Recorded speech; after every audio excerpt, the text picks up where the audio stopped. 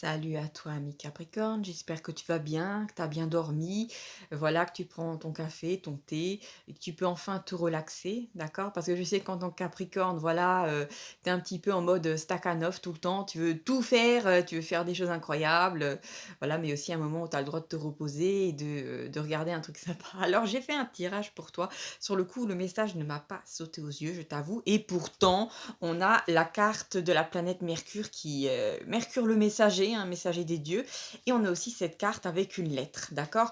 Là, par contre, j'ai un repère temporel, donc il me semble que c'est le mercredi qui vient, là, qu'on est aux alentours de là, qu'on va avoir droit à cette pleine lune, d'accord? Je crois qu'elle est en Capricorne.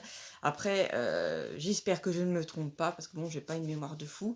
Mais comment dire, il y a un truc qui se passe aux alentours de cette pleine lune-là qui est significatif. Alors, pour moi, j'ai eu en fait 2 rythmes de vie. C'est comme si, aux alentours de cette pleine lune, tu allais être en mode machine à laver, d'accord? Tu allais avoir énormément de pensées, tu allais être énormément occupé. Et ce qui se passe, c'est que, il y aura une coupure entre, pendant le jour, cette personne que tu es, qui est tout le temps à faire des choses, faire, qui est peut-être, enfermée à faire trop de choses, voilà, alors que tu aimerais bien te reposer.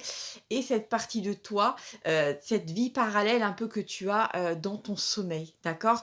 Et j'ai l'impression que tu vas avoir droit aux alentours de la pleine lune à un rêve prémonitoire extrêmement significatif, d'accord? Donc peut-être que tu vas me dire: «Oui, moi quand je me réveille en général c'est le blackout, je ne me souviens pas de mes rêves», mais là crois-moi c'est important, comment dire? Que si tu en as, que tu prennes le temps, je sais pas, de mettre à côté de ton lit, par exemple, une feuille de papier, un stylo comme ça, au moment où tu te réveilles, si tu as encore quelques bribes du rêve, tu le marques, d'accord?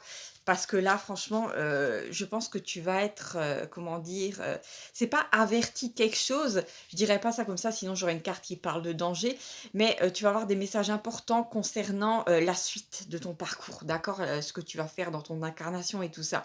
Et c'est quelque chose qui t'est donné gratuitement, tu as pas besoin d'aller voir un thérapeute ou consulter qui que ce soit. Ça va t'être donné via tes rêves. N'oublie pas que tes rêves, c'est pas juste le produit de ton cerveau, c'est aussi une dimension à part, d'accord? Tes guides peuvent aussi, te faire passer des informations via ça, d'accord? Donc prends-le en compte.